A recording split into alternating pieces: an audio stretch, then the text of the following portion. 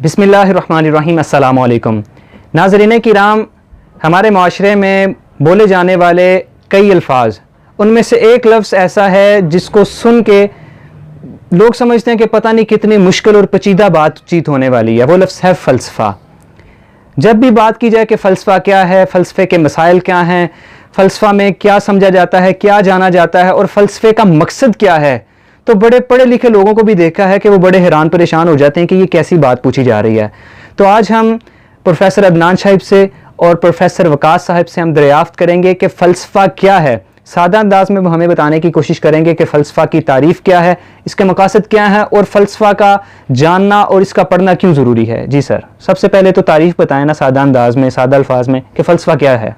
फ़लसफ़ा के जो लुग़वी मानी हैं, जी जी, दानिश वगैरह, हिकमत, इस तरह के लुग़वी मानी, विज़डम कह लें, लुग़वी मानी से हटकर इसकी इस्तिलाही तारीफ़ पे आती है। जी जी, तो फ़लसफ़ा जो है वो अशिया की जो फ़ितरी हैअत होती है उसके लाज़मी और अबदी इल्म का नाम फ़लसफ़ा है। ये तो अब मैं थोड़ा सा इसको जी जी आसान करें ज़रा। देता हूँ।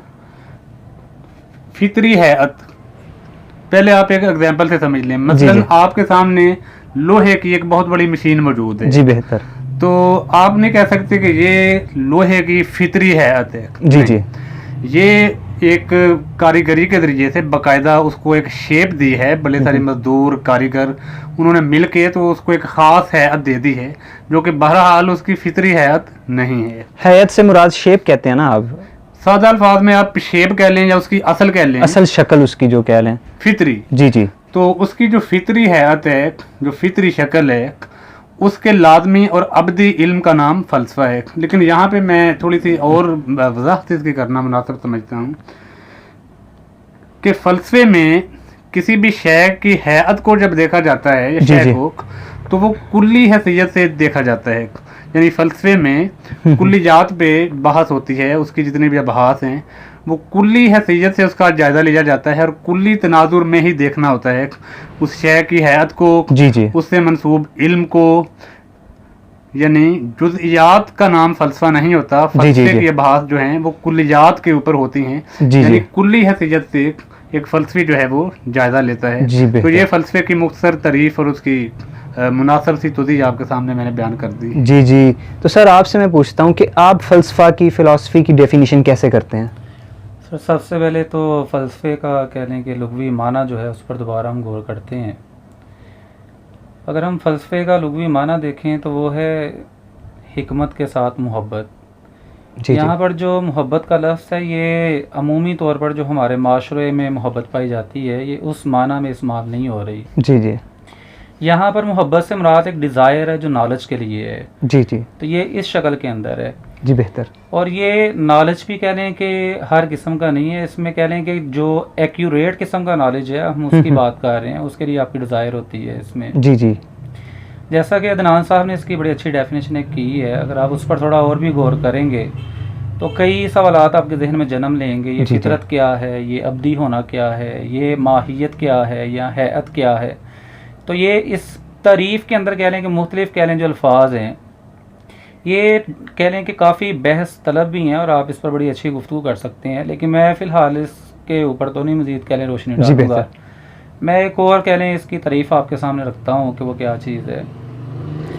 इंग्लिश में जो मुझे सबसे ज़्यादा इसकी डेफिनेशन पसंद आई है वो ये है कि द साइंस ऑफ बीइंग्स, जी, द साइंस ऑफ बीइंग्स जी, in their ultimate reasons causes through human reasons alone is called philosophy. जी, अगर हम इस डेफिनेशन के ऊपर गौर करते हैं तो हमें कई कह लें कि नुकात की समझ आती है या निकात की समझ आती है। मसलन हमने कहा कि ये एक साइंस है, साइंस से मुराद यहाँ पर स्टडी है। जी जी, किस चीज़ की स्टडी है? बीइंग्स की। बीइंग्स से मुराद आप वजूद कह सकते हैं, किसी वजूद की स्टडी है।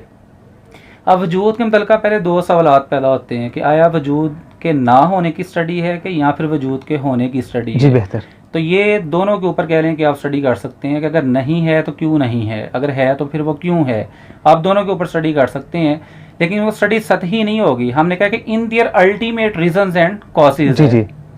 हमने देखना है कि उसकी कौन सी काजेज हो सकती हैं जो कह लें कि इंतहाई गहराई के अंदर हैं, लेकिन हमने इसको किस ज़रिए के साथ देखना है वो सिर्फ हमने कहा है कि थ्रू ह्यूमन रीजंस अलान, हमने सिर्फ उसको इंसानी अकल के साथ अकल के परखना साथ, है, जी, जी। ठीक है। इसके अलावा अगर आप वही के साथ कोशिश करते हैं उसको जानने की, तो वो फलसफा तो वो नहीं है। फलसफा नहीं है। अगर आप कह लें कि एक्सपेरिमेंट के साथ कोशिश करते हैं उसको जानने साइंटिफिक की है, अप्रोच तो जो है वो कह भी लें कि वो उसकी फलसफा तरफ नहीं है। आती, तो हम इसको फलसफा कह सकते हैं। अगर आप बीइंग्स के ऊपर गौर करेंगे तो बीइंग्स की फिर आगे दो कह लें किस्में आ जाती हैं, कह लें कि एक तो मटेरियल है और दूसरे इमटेरियल है। जी जी आपको पता है मटेरियल के अंदर दुनिया की कोई भी चीज़ आ सकती है, जी, कार बिल्कुल। भी आ सकती है, पेंसिल भी आ सकती है, कोई भी चीज़ आ सकती है। और इमटेरियल के अंदर आपको पता ही है कि इसमें गॉड भी आ सकते हैं, स्पिरिट भी आ सकते हैं, इसमें जी, जी। सोल भी आ सकती है, एंजल्स भी आ सकते हैं। जी जी मुख्तलिफ कह रहे हैं कि वो चीज़ें जो आपको नज़र नहीं आती वो इसमें आ सकती हैं। तो हमने इसकी स्टडी अगर करते हैं कह रहे हैं तो इसको हम कह सकते हैं कि ये क्या है, फिलासफी है। तो सर इसमें अब मैं जब ये हम- देखता हूँ जी, कि जी। आपने तारीफ की, अदनान साहब ने तारीफ की, उसमें तो हमें ये पता चल रहा है कि हम फ़लसफ़ा में, फ़िलासफ़ी में करते क्या हैं। कुछ सादा अंदाज में कोई तारीफ देना। एक जगह मैंने तारीफ फ़लसफ़े की पढ़ी की थे, यूनिक स्टाइल ऑफ थिंकिंग, सोचने का एक मुनफरिद अंदाज। इस बारे से आप कहते हैं कोई चंद लफ्ज़ों में सादा तारीफ बता दें, सुनने वाले को पता चल जाए कि ये फ़लसफ़ा है। अगर हम गौर करें तो जितनी भी डेफिनेशंस है ना, पहले हमें, क्योंकि अब आपने कहा है कि कोई यूनिक इसमें डेफिनेशन दे दें, क्योंकि आपने जो कहा है वो तो पता चलता है कि हम इसमें क्या करते हैं। जी जी अगर आप अपनी डेफिनेशन पर गौर करें कि एक यूनिक थिंकिंग है, तो ये आप भी यही बता रहे हैं कि हम इसमें क्या करते हैं, सोचते हैं। इसका मतलब ये कि डेफिनेशन के अंदर हम करते ही क्या है कि हम उसमें हदूद कायम करने की कोशिश करते हैं। डेफिनेशन के ऊपर अगर आप गौर करें तो हमारे अंदर पहले हमारे जहन में ये सवाल पैदा होता है कि डेफिनेशन ऑफ डेफिनेशन क्या है, या what are the rules and parameters for making a definition, जी जी और ये किसने हमें बताए हैं, ये हमारे जहन के अंदर भी सवाल पैदा होता है। तो यहाँ पर जो सबसे कह लें कि पहला बुनियादी नुक्ता पैदा होता है हमारे जहन के अंदर जी जी कि ये फिर डेफिनेशन क्या है। लोगों ने कहा है कि डेफिनेशन जो है, मैं नाम नहीं लूँगा कि वो किसने किया क्योंकि इस पर इख्तलाफ पैदा हो सकता है। जी जी तो लोग कहते हैं कि चीज़ की आपको इब्तदा का पता हो, इंतहा का पता हो, फिर ही आप डेफिनेशन करने के काबिल होते हैं। लेकिन मैं ये समझता हूँ कि आप किसी भी चीज़ की ना तो इब्तदा को जानते हैं, ना ही किसी चीज़ की जी, इंतहा जी। को जानते हैं। आप दरमियान में खड़े हैं, दरमियान में रहते हुए ना तो आप किसी इब्तदा को दे सकते हैं, ना जी, इंतहा जी। को दे सकते हैं। अब यहाँ पर एक चीज़ पैदा होती है, जब हमें इब्तदा का ना पता हो, इंतहा का पता ना हो, तो हम चीज़ को कुल्ली तौर पर बयान नहीं कर सकते हैं। जी जी हम क्या कर सकते हैं, किसी भी चीज़ को उसकी क्वालिटीज़ के साथ मेंशन करते हैं कि ये चीज़ ऐसे ऐसे है, तो जी, जी। उससे हम उसको पहचानने की कोशिश करते हैं। जैसे कि मैंने अपनी डेफिनेशन के अंदर चंद एक क्वालिटीज़ उसके साथ कह लें समोई थी, या अगर आपने कहा एक यूनिक थिंकिंग है, या अगर कह लें कि सर ने एक डेफिनेशन उसकी की है फितरी जी, कह जी। लें कि माहियत के लिहाज से, अगर आप गौर करेंगे तो ये अल्टीमेट सब एक ही पॉइंट पर खड़े होते हैं, अच्छा, वो अच्छा, वजूद अच्छा। है। हाँ, तो हाँ, हाँ। अगर आप यूनिक थिंकिंग करते हैं तो किसके मतलब कर रहे हैं, वजूद के वजूद मुतल्लिक। मतलब। अगर आप हैत जानने की कोशिश करते हैं, तो वो भी माहियत वजूद की करते जानने हैं, की वो कोशिश वजूद कर का रहे हैं। मतलब करते हैं। तो दुनिया की जितनी भी डेफिनेशन की गई हैं वो इसी के गिर्द घूमती हैं। तो इस लिहाज अच्छा, से जो सबसे अच्छी डेफिनेशन की गई है अभी तक फिलासफी की, मैं ये समझता हूँ कि वो यही है। मैं ये भी मानता हूँ कि बेशुमार और भी डेफिनेशंस हैं, क्योंकि जिसको जितनी असोसियत मिली किसी फलसफे के मतलब उसने वो भी उसमें लगा दी। आप सारी इकट्ठी कर लें, लेकिन वो सारी के सारी वजूद के होने ना होने के मतलब बहस करेंगे। अगर वजूद है या यानी नहीं कि वो है, सारी तारीफात हमें यही बताएंगी कि फ़लसफ़ा का स्कोप क्या है, इसकी लिमिटेशंस क्या क्या हैं, हैं? इसमें किस चीज़ के हवाले से हम बात करते बात हैं। इसमें करें। सर एक चीज़ मैं आपसे पूछना चाह रहा हूँ, जो इन्होंने बात की है, डेफिनेशन ऑफ डेफिनेशन, या जिसे हम ज़रा सादा अंदाज में कह लें मीनिंग ऑफ मीनिंग। तो इसमें तो ये कन्वेंशनली चीज़ें चलती हैं ना। फॉर एग्जांपल हम टेबल को टेबल क्यों कहते हैं, समवन हैज़ टोल्ड अस कि ये टेबल है। पेन को पेन क्यों कहते हैं, किसी ने हमें ये बता दिया है। तो ये तारीफात भी आप क्या समझते हैं कि कन्वेंशनली इन पे बिलीव करना चाहिए, या इसमें कोई रद्दोबदल भी किया जाना चाहिए? जहाँ तक मीनिंग ऑफ मीनिंग का ताल्लुक है तो ये तो एक लिसानियात के हवाले से जो है ना, जी जी फिलासफी में जब आप कहते हैं ना कि तारीफ की तारीफ, डेफिनेशन ऑफ डेफिनेशन, जी जी तो उसका मतलब ये होता है कि उस इल्म का एक दायरा कार मुतय्यन कर लिया जी, जाए, बेहतर। ताकि इंसान उस दायरा कार के अंदर रहते हुए उसके जो है ना औसाफ बयान कर सके, उसके बारे में गौर कर सके, उसकी हुदूद मुतय्यन कर सके, उसके औसाफ के बारे में गौर कर सके, या कोई नए पहलू जो हैं उस इल्म के हवाले से वो तलाश किए जा वो सकें। उजागर कर सके। जी जी तो एक दायरा कार मुतय्यन करना मुराद होता है किसी भी तारीफ से। और जाहिर है कि ये एक इजाफी चीज़ है।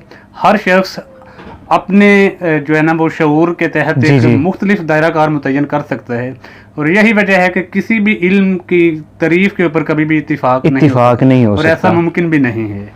जी जी इसमें एक और कह लें कि जैसे अभी आपने कह लें डेफिनेशन रखी, सर ने रखी और मैंने आपके सामने पेश की है। जी जी इसकी बात लोगों ने एक डेफिनेशन ये भी की है कि आप इसमें क्वेश्चन पूछते हैं, आप इसमें क्वेश्चन करते हैं। ये क्वेश्चन कह लें कि रेजिंग क्वेश्चनिंग जो है, यही कह लें कि वो कहते हैं कि ये एक फ़िलासफ़ी है। असल अगर आप गौर करें तो पहला सवाल तो ये पैदा होता है कि क्वेश्चन ज़्यादा इंपॉर्टेंट है कि उसके आंसर ज़्यादा इंपॉर्टेंट है। ठीक है, आप ज़रा इस बात के ऊपर गौर करें, अगर क्वेश्चंस कभी रेज ही ना हो आज तक या हुए ही ना हो कि ये कायनात क्या है, ये इंसान क्या है, ये फ़लाँ चीज़ क्या है, तो आपके ख्याल में कभी ये फिजिक्स मार्ड वजूद में आ सकती है? अगर आप कायनात को सवाल उठाते, अगर आप कह लें कि अगर आप ये कहते हैं मैं कौन हूँ, अगर आप इसकी स्टडी करते हैं तो नफ्सियात मार्ड वजूद में आती है। अगर आप गौर करें तो इसकी वजह से बायो जो है कह लें कि मार्ड वजूद में आती है। और कह लें अगर आप दीगर अशिया के मतलब स्टडी करते हैं तो वो सारे के सारे सवालात के जवाब तलाश करने की कोशिश की गई है। अच्छा, ये बड़ा इंटरेस्टिंग क्वेश्चन है कि इसमें क्वेश्चन किस किस्म के होते हैं? जी जी, क्वेश्चन तो इसमें कह लें कि बेशुमार किस्म के हैं, लेकिन ज़्यादातर कह लें कि जो बड़े क्वेश्चन हैं वो आप यूँ कह लें कि सबसे पहले तो खुदा के मतलब क्वेश्चन है। ठीक है, कि खुदा है तो कौन है, किधर है, या कब से है भी या कि नहीं है। इस पर कह लें कि एक लंबी डिबेट हो सकती है किसी दिन। इसके अलावा कह लें कि यूनिवर्स के मतलब सवालात पैदा होते हैं कि इसका ओरिजिन क्या है, कहाँ से चली थी, आया इसको किसी ने तहलीक किया था कि हमेशा से ही ऐसे एवोल्यूशन की कह लें कि एक उसी का एक देन है एवोल्यूशन की, या कह लें कि ये इंसानों के मतलब सवालात पूछती है, हु एम आई, मैं कौन हूँ, मैं कब से हूँ, मेरा मकसद क्या है जिंदगी का, या ये अखलाकियात के मतलब सवालात आपसे पूछती है, या कह लें कि ये पूछे कि सच क्या है, या ये पूछे कि अगर सच है तो वो कैसा होना चाहिए। यानी कि इसमें मुख्तलिफ सवालात भी आ सकते हैं। तो अगर आप गौर करें तो ये सवालात की कड़ी भी जो है ये भी क्वेश्चनिंग के अंदर ही आती है। जी। और क्वेश्चंस जो है ये बिलोंग करते हैं फिलॉसफी के साथ, तो इसलिए कुछ लोगों ने इसकी डेफिनेशन ये भी कर दी है। सर इसमें मैं ये कहता हूँ आगे चलने से पहले अगर सर की तारीफ ली जाए कि अशिया की माहियत की अब्दी वो कह लें कि उसकी डिटेल और तफसील को देखना, आपने भी जो बात की इमैटीरियल और मटेरियल चीज़ों की हकीकत को जानने की, तो इसमें हम ये नहीं कह सकते जब हम मटेरियल चीज़ों के बारे में बात करेंगे वो तो डेफिनेटली वो साइंस के हवाले से हो जाएगा। मटेरियल चीज़ों को हम एक्सपेरिमेंट कर रहे हैं उनका, तो ये फ़लसफ़े की हदूद से निकल नहीं जाएंगी मटेरियल चीज़ें जो हैं। जब आप ये कहते हैं ना ये फ़लसफ़े की हदूद से निकल जाएंगी कि या नहीं निकल सकेंगी, इसमें दरअसल ना कुछ पहलू जो हैं हम उसको नज़रअंदाज कर देते हैं। हमें यहाँ पर देखना पड़ेगा कि वो कौन से पहलू ऐसे हैं जहाँ पर हम तोल के कह सकते हैं कि ये फ़िलासफ़ी के हैं, ये साइंस के हैं, या ये मज़हब के हैं, या अखलाकियात या दीगर कह लें सब्जेक्ट्स के हैं। तो अगर हमें वो पहलुओं का पता चल जाए तो आप बड़े आराम से इनको जुदा कर सकते हैं। तो मैं ये समझता हूँ कि अगर फ़िलासफ़ी को अगर आप दूसरे सब्जेक्ट से मुख्तलिफ जानना चाहते हैं या ये फ़र्क करना चाहते हैं कि दूसरे सब्जेक्ट इससे मुख्तलिफ कैसे हैं, तो पहले पहले तारीफ के हवाले से हम बात कर रहे हैं ना, तारीफ पे अगर थोड़ा सा हम और बात कर लें कि सर आप नहीं समझते कि अगर हम सिर्फ ये कहें कि thinking and talking about God and इमैटेरियल metaphysical things is called philosophy, कि खुदा और ऐसी चीज़ें जिनके वजूद को देखा नहीं जा सकता या एब्स्ट्रैक्ट आइडियाज़ जो हैं उनके हवाले से बातचीत करना फिलॉसफी कहलाता है। इस हवाले से क्या ख्याल है आपका? सबसे पहले तो मैं प्रोफेसर वकास साहब की गुफ्तगू को ही थोड़ा सा आगे बढ़ाना चाहता हूँ। जी बेहतर। जैसा कि आपने उनसे सवाल किया है तो बड़ी खूबसूरत उन्होंने तौज़ीह की है कि आपके पास कौन सा पैमाना है, कौन सा मयार है जिसके तहत आप जो है ना ये लिमिट्स मुकर्रर कर रहे हैं कि ये साइंस है, ये फ़िलासफ़ी है वगैरह। तो सबसे पहले मैं इस बात की थोड़ी सी तौज़ीह कर देता हूँ, क्योंकि आप ये सवाल कर रहे थे कि मादी अशिया का जो इल्म है या वो जो है वो साइंस के दायराकार में। जी बेहतर। तो मैं ये गुजारिश करना चाहता हूँ कि मादे की जो बहस है वो मौजू ही फ़लसफ़े का है। अच्छा। फ़लसफ़ा मादे के हवाले से अपनी बहस का आगाज़ ही यहाँ से करता है कि मादा क्या है, मादा कब से है, मादा क्यों है, मादे की माहियत क्या है, मादे की हैत क्या है, मादा कदीम है, अदली है, अब्दी है, मादा जो है वो हादिस है, मादा मींस मैटर आप कह रहे हैं ना, ज़मान में किस तरह से एग्जिस्ट करता है। तो ये बहस फ़लसफ़े की है, अच्छा, के साइंस की है। एक तो ये मैं वजाहत कर दूँ।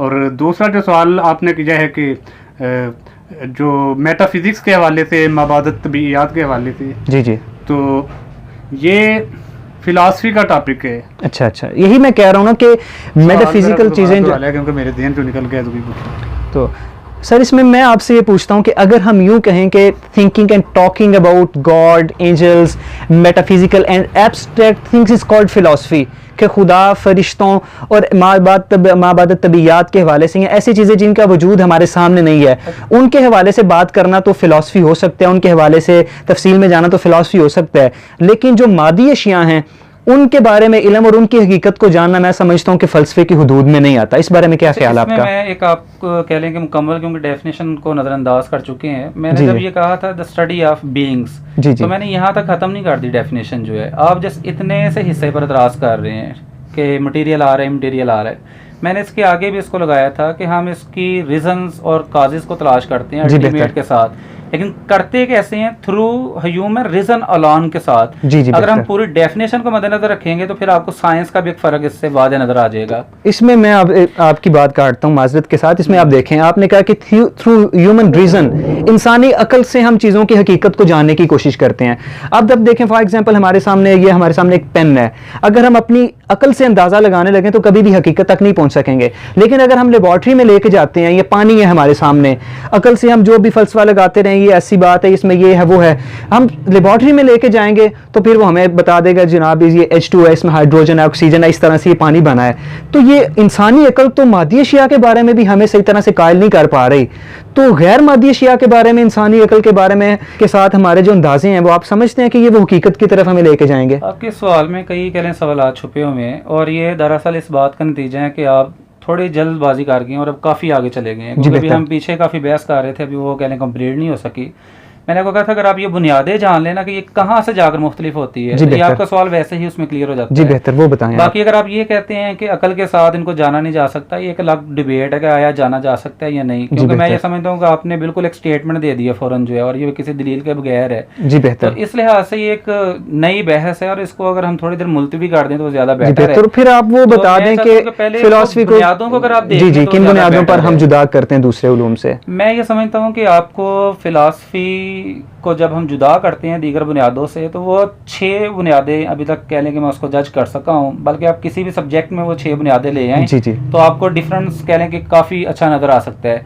हो सकता है कोई पहली कह लें पहलू के अंदर बराबर हो, दूसरे पहलू में बराबर हो, लेकिन तीसरे पहलू में जाकर वापस में बराबर ना हो। जी जी, तो कहीं एक जगह पर जाकर उसमें क्या आ सकता है भला? फर्क आ सकता है।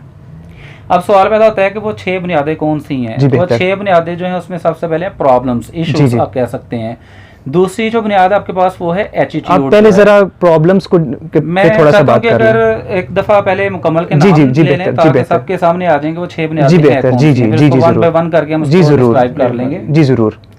पहला मैंने आपको बताया कि वो प्रॉब्लम्स हैं, इश्यूज आप कह सकते हैं, उसका दूसरा नाम जो है, और कह लें उसके लिए मैंने आपको दूसरा पहलू बताया कि वो एटीट्यूड है। और तीसरी जो बात मैं आपको बता रहा हूँ वो कह लें कि मेथड जिसको आप कह सकते हैं। जी जी। और चौथी बात जो है आप कह सकते हैं कि वो उसका कंक्लूजन है। और पांचवी बात कह लें कि उसके इफेक्ट्स हैं। जी बेहतर। और इसके अलावा आप कह लें कि एक्टिविटी है। छठी इन 6 बुनियादों के ऊपर किसी एक जगह पर भी डिफरेंस आने की वजह से कोई सब्जेक्ट दूसरे से मुख्तलिफ हो सकता है। आप यूं कह लें कि अगर हम सबसे पहला ही इसमें पहलू ले लें, आप कह लें प्रॉब्लम्स को अगर हम ले लें, जैसा कि अभी अदनान साहब ने आपके सामने इस पर बड़ा अच्छा कह लें कि एक नुक्ता उठाया था कि हम फलसफे में कुल्ली तौर पर बहस करते हैं, जुज़वी कह लें कि चीज़ों को जानने की कोशिश नहीं करते।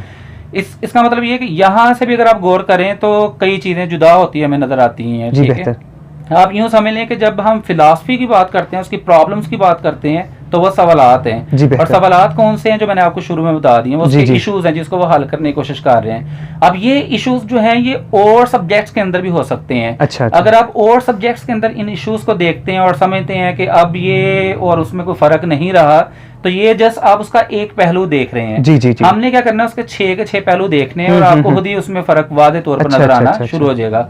हमने कहा कि देखें इसमें हम सवालात पूछते हैं कुल्ली तौर पर, हम उसमें जुज़वी बहस नहीं करते। मैं उसकी एक मिसाल लेता हूँ, मज़ीद कहने अगर आप तज़ीह चाहेंगे तो अदनान साहब उसकी कर देंगे।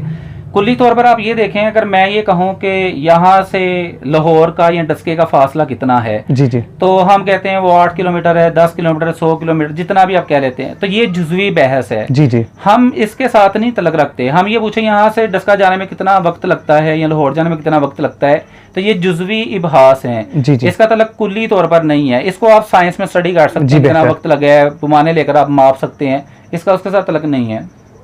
अगर आप गौर करें, अगर आप ये पूछते हैं ज़मान क्या है, आप ये पूछते हैं फासला क्या है, स्पेस क्या है, तो ये कुल्ली किस्म के सवालात हैं। आप उसके सवालात के जानने की कोशिश करते हैं। तो इस लिहाज से कई सब्जेक्ट्स का फर्क तो पहले ही स्टेप में पड़ जाता है। ठीक है, अगर आप देखते हैं कि इसकी मज़ीद तौज़ीह की ज़रूरत है तो वो सारा सर इसमें आप क्या समझते हैं, अगर हम प्रॉब्लम्स ऑफ फ़िलासफ़ी की बात करते हैं, यानी कि इससे मुराद फ़लसफ़े के मसाइल या फ़लसफ़े के नुकसानात नहीं हैं, मतलब यानी कि फ़लसफ़े में हम कौन से सवालात को डिस्कस करते हैं, तो आप इसमें कौन से समझते हैं कि कौन से अहम और बड़े सवालात हैं जो फ़लसफ़े में हम करते हैं और जो इसको दूसरे उलूम से जुदा करते हैं? देखिए, मैं यहाँ पे दो चीज़ें बयान करना चाहता हूँ। फ़लसफ़े के जो मसाइल हैं, जी। प्रॉब्लम्स ऑफ फ़िलासफ़ी हैं, इसके ऊपर तो वक़ास साहब ने बड़ी वजाहत फरमा दी है, लेकिन थोड़ी मज़ीद डिटेल में चले जाते हैं तो फ़लसफ़े के जो बुनियादी मसाइल या बुनियादी और बड़े सवालात हैं, जी जी, तो वो मादा क्या है, जिस तरह के मैंने पहले भी जी, मादा के अलावा और मादा की हैत क्या है, जी जी, इसके अलावा ज़मान क्या है, मकान क्या है, रूह क्या चीज़ है, time, space, soul, time, space वगैरह, तो ये सारे के सारे बुनियादी सवालात हैं जी, जी। फ़लसफ़े के। और दूसरा जो है ना, अब फ़लसफ़े के जो मसाइल हैं या प्रॉब्लम्स ऑफ फ़िलासफ़ी है, इसके बाद जो दूसरा जो है वक़ास साहब ने स्टेप एक बयान किया है, रवैया, जी जी, यानी फ़लसफ़ियाना रवैया। क्योंकि हम देख ये रहे हैं कि एक सब्जेक्ट को, एक मज़मून को या एक इल्म को आप कह लें, दूसरे से हमने मुमताज़ और मुनफरिद जो है ना वो किस तरह से अंदाज में देखना है। तो अब फ़लसफ़ियाना रवैया क्या होता है, इसकी तरफ भी वक़ास साहब ने अपनी गुफ्तगू के बिल्कुल शुरू में बड़े खूबसूरत अंदाज में उन्होंने वजाहत कर दी थी कि फ़लसफ़ियाना रवैया जो है ये अक़ली इस्तिदलाल जो है इसकी बेस होती है। अच्छा अच्छा अच्छा, यानी फ़लसफ़ियाना रवैया ह्यूमन रीज़न वो रवैया कहलाएगा जिसकी बेस अक़ली इस्तिदलाल अकल हो। यानी कि बुनियाद अब हम इसकी। देखें कि मज़हब कैसे इससे जुदा हो जाता है। मजहबी आदमी का रवैया जो है वो सिर्फ अक़ली इस्तिदलाल उसकी बेस नहीं होगा, वो तो उसने नकल बेस को बनाना मानता है है, वही को बिल्कुल। जब उसने वही को बेस बना लिया है, इट मीन्स कि उसका ये रवैया जो है फ़लसफ़ियाना नहीं, अकल को तो रीज़न को निगेट कर दिया उसने, मजहबी रवैया कहलाएगा। अब साइंस को हम यहाँ पे किस तरह उससे जुदा करेंगे, वहाँ पे हमें जो चीज़ मिलती है वो है तजर्बी रवैया आप कह लें। अच्छा अच्छा, क्योंकि उसकी बेस तजर्बा है, मुशाहदा कह लें, ठीक है। यानी कि कुल्ली तौर पर एक साइंसदान अक़ली इस्तिदलाल से काम नहीं लेता, उसकी अच्छा, बेस अच्छा, क्या है, उसकी बुनियाद क्या है, एक्सपेरिमेंट है, उसकी असास क्या है, वो तजर्बा है, मुशाहदा है, अच्छा, अच्छा, एक्सपेरिमेंट अच्छा, है। तो इस तरीके से हम जो है ना वो ये मालूम कर सकते हैं कि फ़लसफ़ियाना रवैया कौन सा है, मजहबी रवैया कौन सा है, साइंसी रवैया कौन सा है, जी बेहतर, माशी रवैया कौन सा है। इस तरीके से जो है ना जी यहाँ तो से मैं इस नुक्ते को आगे थोड़ा बढ़ा दूं, ये सर ने बड़ी अच्छी बात की है। आपने देखा है कि फ़लसफ़े के जो मसाइल हैं वो दीगर सब्जेक्ट्स के अंदर भी हैं, मसलन खुदा की बहस आपको मज़हब में मिलती है, या अगर कह लें ज़मान है या कह लें मकान है, उसकी बहस आपको कह लें कि साइंस में भी मिलती है। जी जी, इसका मतलब ये है कि ये मसाइल में बाज़ जगह पर जाके कॉमन हो सकता है, यानी कि वहाँ पर भी हो सकता है कुल्ली बहस हो किसी और सब्जेक्ट में, लेकिन जुज़वी भी हो सकती है उसके साथ जो है। लेकिन हमने कहा कि उसमें रवैये के अंदर फ़र्क पैदा हो जाता है। जैसे कि मैंने कहा कि वो अक़ली कह लें कि उसमें इस्तदलाल है, लेकिन एक रवैये की जब हम बात करते हैं ना बिलखसूस, तो हम देखते हैं कि अकल को कौन सी चीज़ सबसे पहले इस तरफ माइल करती है, यानी कि बुनियादी जो कह लें कि आप रवैये कह सकते हैं फ़लसफ़ियाना जो है, वो कौन सी बुनियादें हैं जिस पर अकल कह लें कि वो अकल पर मजबूर हो जाती है, सोचने पर मजबूर हो जाती है। तो उन रवैयों के अंदर कह लें मुख्तलिफ रवैये लोगों ने बयान किए हैं, जिनमें से कुछ फ़लसफ़ी लोग भी हैं जिन्होंने बयान किए हैं, बल्कि है ही फ़लसफ़ी कह लें कि आप जिन्होंने बयान किए हैं। मैं एक रवैया कह लें कि बयान करता हूँ, कह लें कि अफलातून की नज़र से। वो कहता है कि ये जो फ़लसफ़े का आगाज़ है, तअक्कुल का जो कह लें बुनियाद है, ये हैरत से कह लें इसका आगाज़ होता है। अगर आप हैरत नहीं करते तो आपकी अकल काम नहीं करेगी, ज़ाहिर ही बात है। तो आप कह लें कि मज़ीद सीखने की कंडीशन में नहीं, हैरान होता है, चीज़ को हैरान होता है, फिर सवाल ज़हन में आता है। फिर देखते हैं ना, एक बच्चा है वो रात को कह लें छत पर बैठता है, तो वो देखता है कि ये आसमान क्या है, ये तारे क्या हैं, वो सवालात उठाता है, यानी कि उसको ये हैरत की वजह से सवालात उसके ज़हन में पैदा होते हैं। इसका मतलब ये है कि सवालात अगर कह लें कि फ़िलासफ़ी की बुनियाद हो, हमने जैसे कहा कि सवालात बाद लोगों ने कहा पूछना भी क्या है, फ़िलासफ़ी है, लेकिन सवाल पैदा होता है वो कौन सा रवैया जो सवालात क्रिएट करता है। तो ये वो हालत रवैया कह लें कि हैरत का कह लें कि जो होना सबसे पहले, ये अकल को कह लें कि हैरत में डालेगा, फिर वो सवालात कह लेंगे इंसान पूछेगा। इसके अलावा अगर आप दूसरा एक रवैया देखें, इसमें ये रवैया, इसकी ये बहस लंबी हो रही है, आप तीसरी बुनियाद वो बताएं जिस वजह से फ़लसफ़ा दूसरे उलूम से मुख्तलिफ होता है। मैं ये समझता हूँ कि आपको पहले ये रवैये का जानना बहुत ज़रूरी है, क्योंकि यहाँ पर अगर आप बहस को छोड़ देंगे तो फिर बाद में कन्फ्यूजन पेश आ सकती है आपको। इसके अलावा शक, डिकार्ड ने ये बात कही थी कि शक की वजह से बाज़ दफ़ा इंसान कह लें कि अकल की तरफ मुतवज्जो होता है, कि मसलन अगर आप एक चीज़ को मानते जाते हैं, इसका मतलब है कि आपकी सारी चीज़ें मानने के ऊपर कायम है। लेकिन जब आप उसमें शक करते हैं तो फिर अब आप क्या करते हैं, सोचते हैं उसके ऊपर, ऐसा क्यों नहीं है। तो इसका मतलब ये कि ये भी आपको सोचने पर मजबूर करते हैं। सोचने में स्केप्टिकिज्म का वो एक एलिमेंट जरूर होना चाहिए। इसके अलावा अगर आप गौर करें तो बाज़ दफ़ा जानने की जो ख्वाहिश है इंसान के अंदर, अगर ये हद से ज़्यादा हो तो फिर भी इंसान कह लें फ़िलासफ़ी की तरफ कह लें कि जा सकता है। तो ये उसका दूसरा कह लें कि आप एलिमेंट कह सकते हैं। वैसे तो इसकी तफसील काफ़ी है, लेकिन फिलहाल हम हैरत, शक और ज़्यादा से ज़्यादा इल्म हासिल करने की ख्वाहिश, ये एक फ़लसफ़ियाना रवैया डेवलप करते हैं। जी ठीक हो गया। तो नाज़रीन किराम, आज हमने जाना कि फ़लसफ़ा क्या है, फ़लसफ़ा की तारीफ़ के हवाले से हमने बात की, और इसी तरह हमने ये बात भी जानी कि फ़लसफ़ा दूसरे उलूम से किन बुनियादों पे मुख्तलिफ होता है। इन पे दो उलूम के हवाले से, दो बुनियादों के हवाले से हमने बात की कि फ़लसफ़ा एक फ़िलोसॉफ़िकल सोच की वजह से, एक फ़लसफ़ियाना रवैये की वजह से, और इसी तरह फ़लसफ़ियाना सवालात की वजह से, ठीक है, इन दो चीज़ों की वजह से फ़लसफ़ा दूसरे उलूम से जुदा होता है। इसके अलावा 4 दीगर जो बुनियादें हैं फ़लसफ़ा को दूसरे उलूम से जुदा करने वाली, उन पे हम अगली नशिस्त में बात करेंगे। अस्सलामु अलैकुम।